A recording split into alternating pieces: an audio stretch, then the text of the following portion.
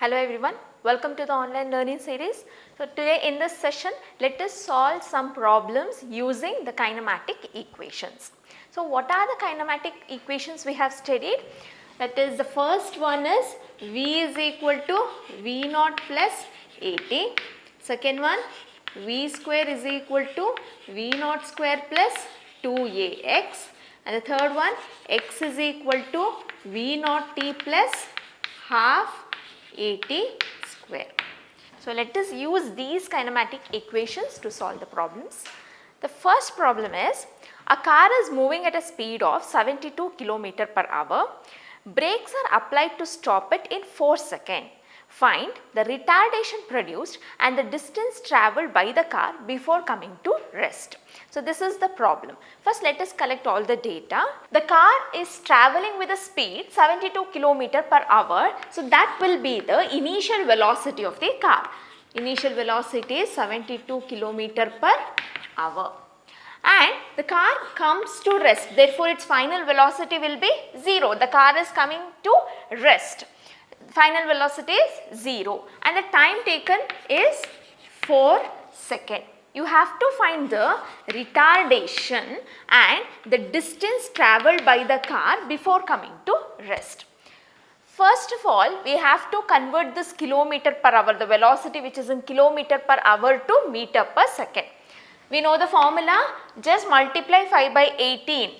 Therefore, 72 into 1 kilometer per hour is 5 by 18 meter per second. Now this is 18 ones are 4s are, so this will be 20 meter per second. We got the initial velocity as 20 meter per second. I have the initial velocity, final velocity and time. To find the retardation, I am going to use the first formula, which is V is equal to V naught plus AT. What is V? It is 0 is equal to 20 plus A into T is 4 seconds. Now this will be equal to 20 minus 20, I am going to bring it towards this side of the equation, is equal to 4A, or A is equal to minus 20 by 4, or A is minus 5 meter per second square. We get a negative sign because this is retardation. Next we have to find the distance travelled by the car before coming to rest. How do you find the distance travelled? You can either use the second equation or the third one. Let me use the second equation. V square is equal to V naught square plus 2AX. V is 0, V naught is 20 square plus 2 into, we know the acceleration is minus 5 into X. Now I can write this as 2 5s are 10. I am bringing it towards the side of the equation, therefore that becomes plus. This is negative. When it comes towards the left side of the equation, it becomes positive. 10x is equal to, this is 400, and x will be 400 by 10, that is 40 meters. So the car before coming to rest, it has travelled 40 meters. Next we will move on to the second problem. I will read out the second problem. An automobile travelling with an initial velocity of 40 meter per second comes to rest after travelling a distance of 100 meter. Assuming the retardation to be uniform, find its value. What time does it take to cover this distance? This is the question. Now first let us take down the data. So the automobile is travelling with a velocity 40 meter per second and it comes to rest. This is the initial velocity. The body is going to come to rest, therefore the final velocity will be 0. And it has travelled 100 meter before coming to rest. They are asking you to find the acceleration, that is the retardation, and the time taken to cover this distance. So let us first use the formula. Since they are all in the same system of units, no need of conversions. Let us move on. The formula we are going to use here is V square is equal to V naught square plus 2AX. What is V square? It is 0 is equal to 40 square plus 2A, we do not know what is A, and the distance travelled is 100 meter.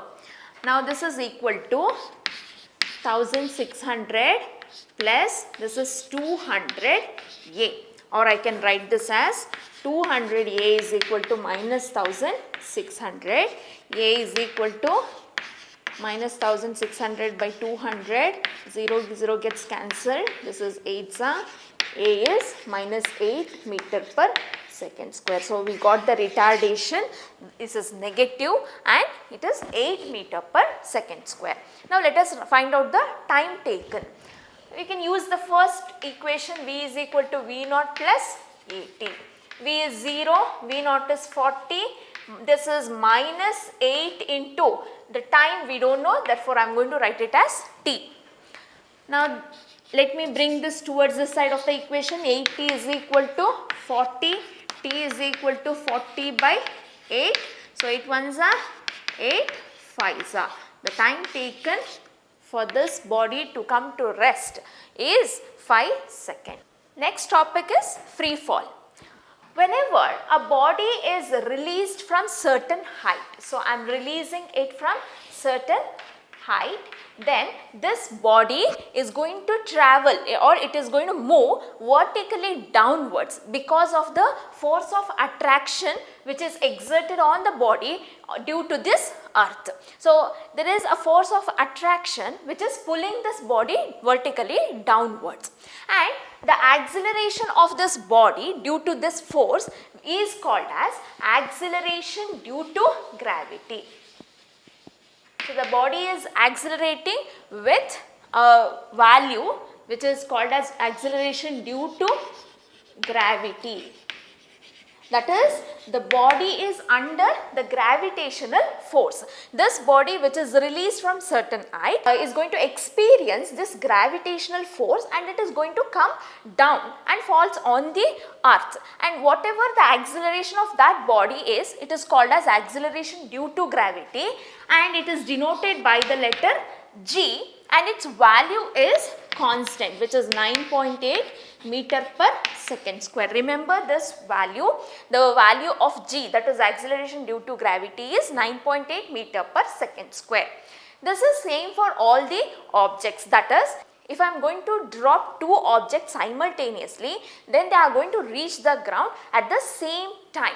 That is, if I have a feather and an iron ball, I am going to drop it at simultaneously, then they are going to fall to the ground at the same time, but you have to neglect the air resistance.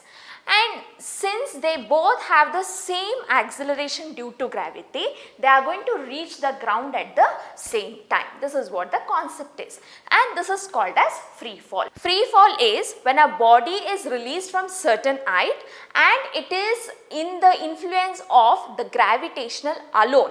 Then we call such body is freely falling. Let us first write down the kinematic equations for this free fall. What are the kinematic equations? We have already studied. V is equal to V naught plus AT. V square is equal to V naught square plus 2AX. X is equal to V naught T plus half AT square. So, these are the kinematic equations we have studied. Now, we are going to write these kinematic equations for free fall. So, in case of free fall, the acceleration is the same, that is the acceleration due to gravity. Therefore, I am going to replace this A by G. A is replaced by G with a negative sign. Why do I get this negative sign? This negative sign indicates that gravitational force is always acting in the downward direction. We know always we are going to consider the upward direction as positive and downward direction as negative. This acceleration due to gravity is always in the negative direction, or the gravitational force always acts in the downward direction. Therefore, G is always negative. You are going to consider the acceleration due to gravity always negative. Then these formulas will be now V is equal to V naught minus GT. V square is equal to V naught square minus 2gx. X is equal to V naught T minus half gt square. So, we have replaced A with minus G, and the value of G is 9.8 meter per second square. Here you can see acceleration time graph. Since the acceleration due to gravity is constant in a free fall, you are going to get a straight line here. So what does a straight line says here? That is, the acceleration is kept constant throughout. That is, as time advances, the acceleration has not been changed. It is the same. So this is acceleration time graph for a free fall. And next, coming to this one, this is a velocity time graph for a free fall. Here you can see a straight line, that means that is the velocity and time are proportional to each other, and you can see the slope is constant in this case, that is, this is a uniform motion where A is kept constant throughout. And coming to this is a position time graph, and you can see the velocity is varying throughout. The velocity is varying, that means the slope is varying. The slope of a position time graph is velocity. Velocity is varying, that is, the body is accelerating, but the acceleration is kept constant in for all the freely falling bodies. For a freely falling body, the equations of motion are written as V is equal to V naught minus gt, V square is equal to V naught square minus 2gx, and x is equal to V naught t minus half gt square. So these are the equations for the freely falling body, that is, we have just replaced A by minus g.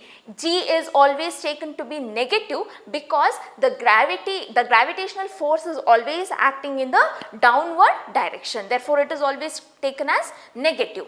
Now what about the sign convention for velocity and the displacement? So let us see what will be the sign convention for velocity and the displacement. In case of position, if this is the initial point from where I am throwing the body or from where the body is being dropped down, then if the final position of the body is above this initial point, then the displacement is taken to be positive. And if the position of the body, final position of the body is below this initial point, then you have to take the displacement as negative. So consider you are throwing a ball from this point and you are finding the position of the body, the final position of the body is somewhere at certain height h, then you are going to take it as positive, otherwise it will be negative. Remember, whenever the body, the final position of the body is above the initial point, it is positive, and if it is below the initial point, then it is negative. Coming to velocity, if you are throwing an object upwards, then the velocity will be positive, and if you are throwing the object downwards, then the velocity should be taken as negative. So these are the sign conventions which you have to remember to solve the problems on free fall. So it's time to solve some problems on free fall. The first problem says a stone is dropped from a rising balloon at a height of 76 meters above the ground and reaches the ground in 6 seconds. What was the velocity of the balloon when the stone was dropped? Now if I consider this as the ground,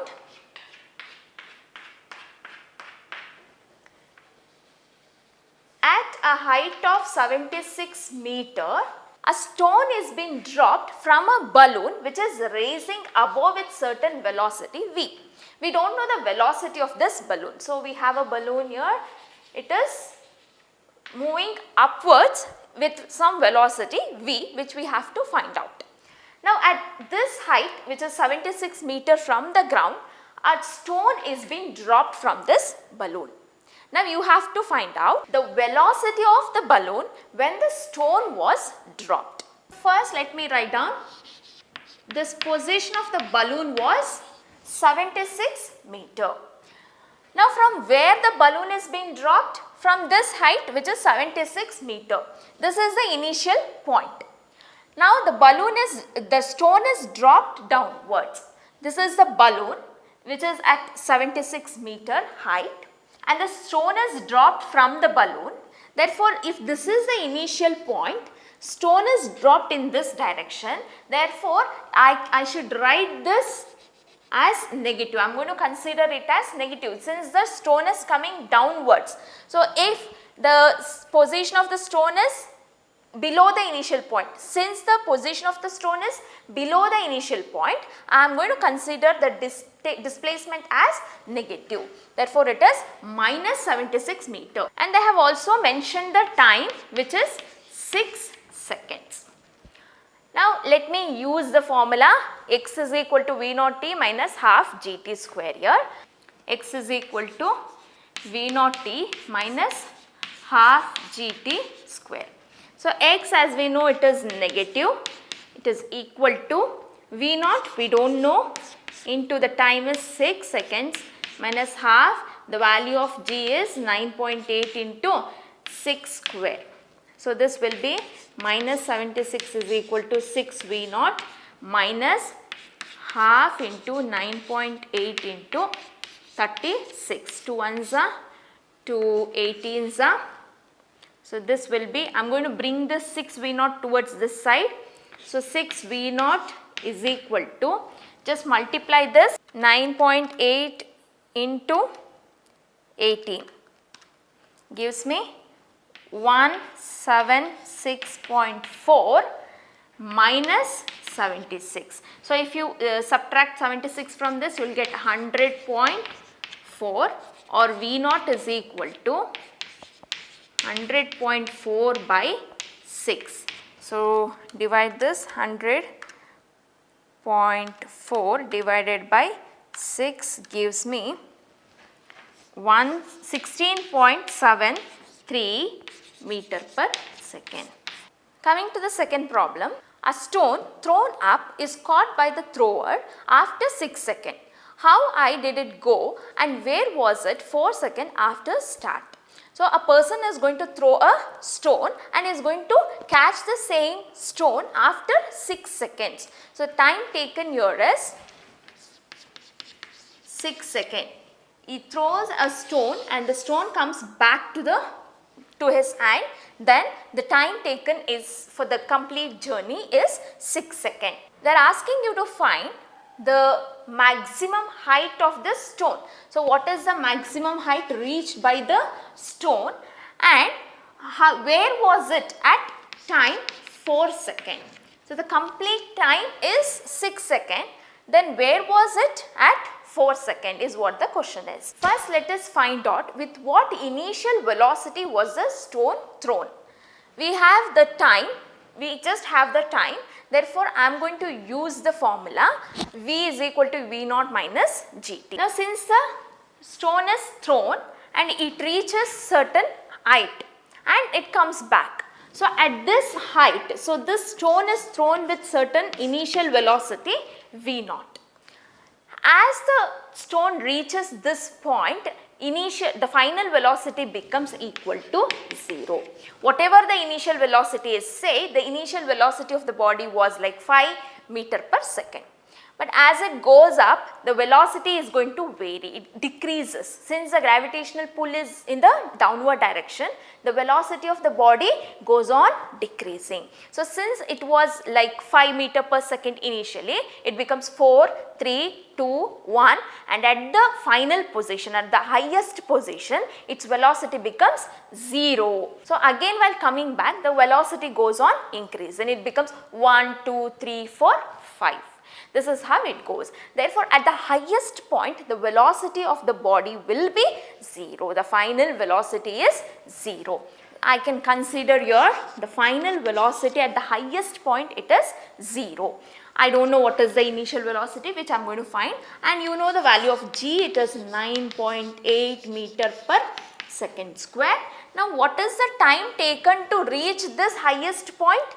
So, total time of light is 6 seconds. Then to reach this highest point, what is the time taken? I can take it as 3 seconds. To go up and come back, it is taking 6 seconds. To just go up, it takes 3 seconds, half of it. Next, just substitute those values here. 0 is equal to v naught minus 9.8 into 3.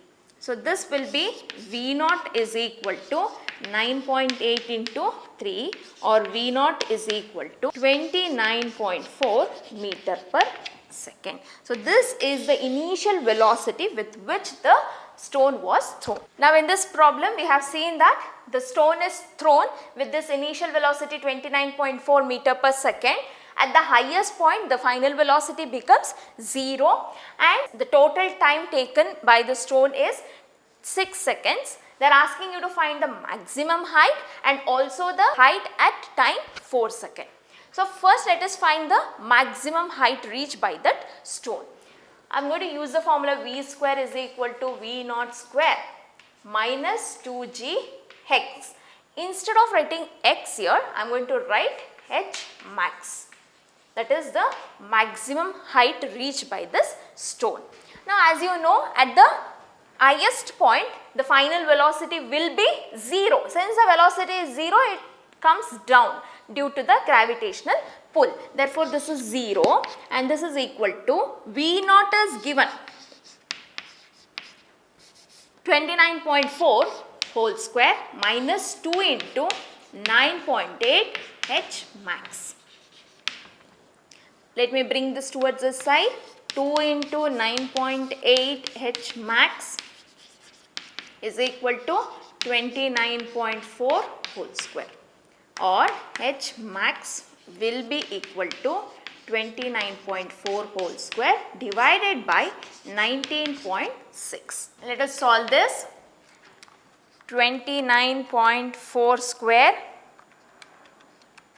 divided by 19.6 gives me 44.1 meter. So the maximum height reached by the stone is 44.1 meter. To find where the ball is at time t is equal to 4 seconds, I will use the formula x is equal to v naught t minus half gt square. Now since the body is above the initial point, so at 4 seconds obviously the body will be above the initial point, therefore x will be positive. And coming to the velocity, the body is thrown upwards. So they have already mentioned in the problem, that is the body or the stone is thrown upwards. Therefore throughout the problem you are going to take velocity as positive itself. Now let me take down x is equal to v naught. V naught is 29.4 into 4 seconds minus half into 9.8 into 4 square.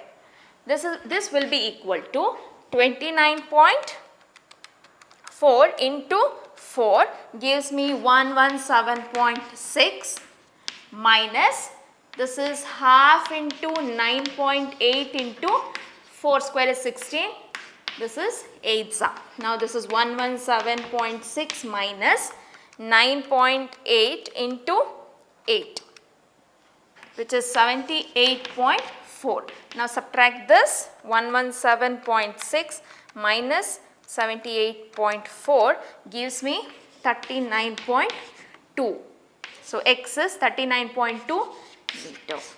So at 4 seconds the stone was at a distance 39.2 meters. Next problem says that a ball is thrown vertically upwards with a velocity of 20 meter per second. So initial velocity of the ball is 20 meter per second and from the top of a multi-story building. Now the height of the point where the ball is thrown is 25 meters. So if this is the ground, 25 meter above from the ground, the ball will be thrown upwards. So what you have to find is how high the ball rise. That is, you have to find the maximum height reached by the ball and how long will it be before the ball hits the ground. So what is the time taken for the ball to come back to the ground? This is what the question is. So now the ball is thrown from a multi-story building, it comes down back. Here the maximum height should be found and you have to find out the total time. So this height is 25 meter. Now let us first find out what is the maximum height reached by the ball. as the ball is thrown upwards, just take velocity to be positive. Okay. Now you can use the formula v square is equal to v naught square minus 2g x. Instead of x, I am going to take this as h max. We know that the velocity at the highest point is 0. Therefore, this is 0 is equal to v naught square minus 2g h max, or you can write h max is equal to v naught square by 2g. So, whenever you are asked to find the maximum height of a object which is thrown upwards, you can just use this formula h max is equal to v naught square by 2g in a free fall.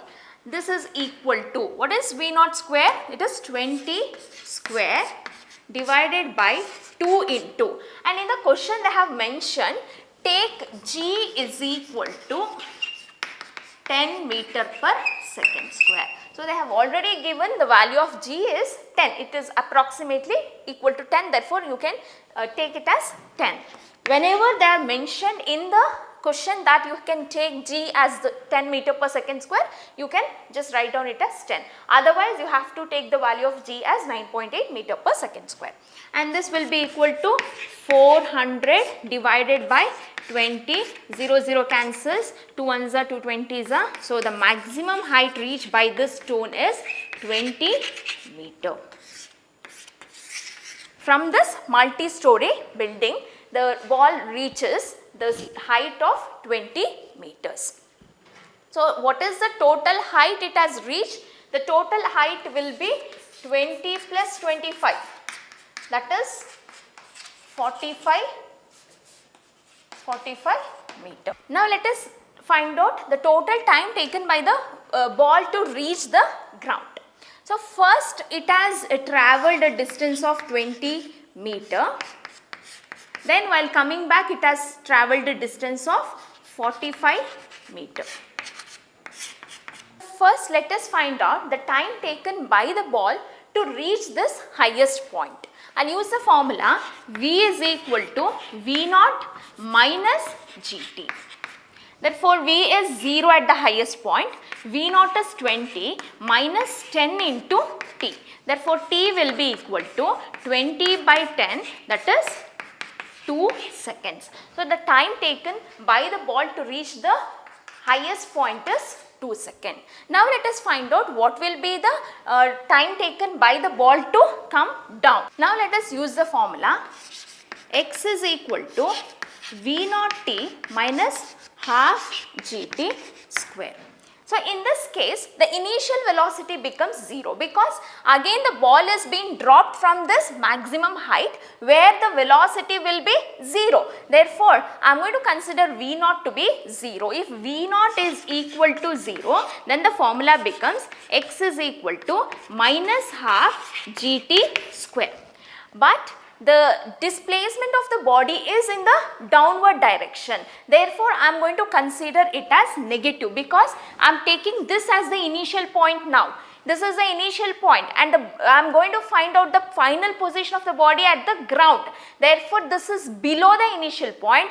That is why I am going to take this as negative. So, this negative and this negative gets cancelled. X will be equal to half gt square. Therefore, x is 45 meter, which is equal to half into 10 into t square. 2 ones are 2 5s are. This is 45 is equal to 5t square, or 5 t square is equal to 45 by 5, which is 9, or t is equal to 3 seconds. So, time taken by the ball to start from this point to reach the highest point is 2 seconds, and from the highest point to the ground is 3 seconds. Now, what is the total time? Total time is 2 plus 3, that is 5 seconds. This will be the answer. Today in this session, we have discussed the numericals on the kinematic equations of motion and also the free fall. So, in my next class, I am going to discuss about the relative velocity. Thank you.